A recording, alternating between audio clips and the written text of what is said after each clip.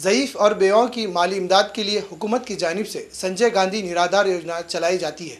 इस योजना के तहत दी गई दरख्वास्तों की मंजूरी के लिए दफ्तर ज़िला कलेक्टर में एक मीटिंग का इनेकाद किया गया। रियासती हुकूमत की जानिब से चलाई जा रही संजय गांधी निराधार योजना के तहत दाखिल की गई दरख्वास्तों की छानबीन और उन्हें मंजूरी देने के लिए मीटिंग का इनेकाद किया गया। मीटिंग में 300 से ज़ायद दरख्वास्त गुजारों की फ़ाइलों की जांच की गई।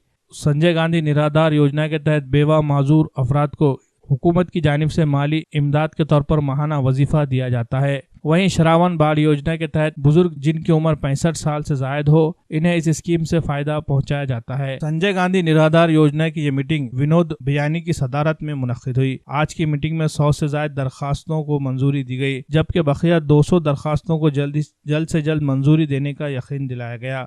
जिन दरखास्त गुजारों के सभी दस्तावेजात मुकम्मल है, ऐसे दरखास्तों को ही मंजूरी दी जाएगी।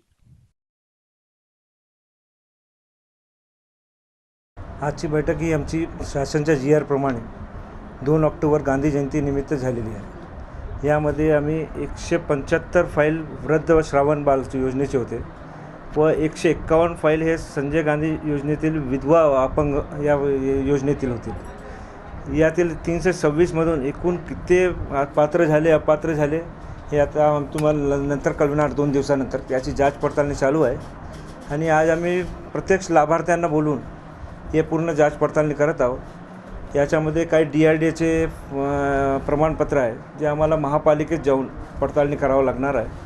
तर याच्यामध्ये पात्र किती झाले व अपात्र किती झाले हे पडताळणी करून आम्ही तुम्हाला सांगणार आहे। आता शासनाच्या GR प्रमाणे आता 6 डिसेंबरनंतर दुसरी मीटिंग आहे।